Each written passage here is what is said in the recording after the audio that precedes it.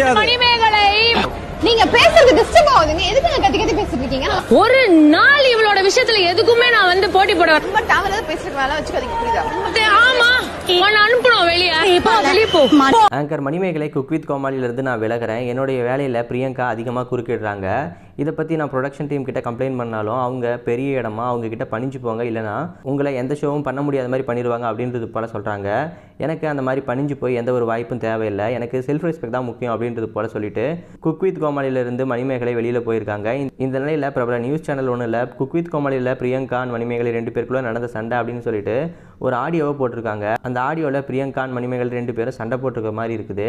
அதில் ஃபஸ்ட்டு பிரியங்கா மணிமேகலை பார்த்து மணிமேகலை அப்படின்னு கத்துற மாதிரியும், அதுக்கு மணிமேகலை இருந்துட்டு ஏன் இந்த மாதிரி கத்துறீங்க அப்படின்றது போல கேட்குறாங்க.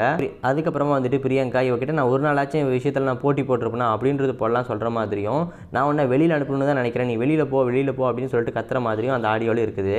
இந்த ஆடியோ எடிட் பண்ண ஒரு ஆடியோ. குக் வித் கோமாளியில் நிஜமாக நடந்து ஃபைட் கிடையாது.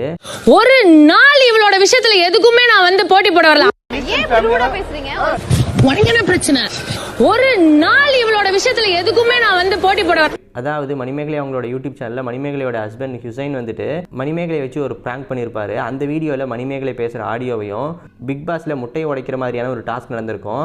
அந்த டாஸ்கில் பிரியங்கா அண்ட் தாமரை செல்வி இவங்க 2 பேருக்குள்ளே நடந்த ஃபைட்டில் இவங்க 2 பேர் பேசிக்கிட்ட ஆடியோவை தான் எடுத்து போட்டு இப்போ வந்துட்டு இது குக் வித் கோமாளி செட்டில் நடந்த ஆடியோ அப்படின்றது போல் எடுத்து போட்டு வைரல் பண்ணிட்டு இருக்காங்க.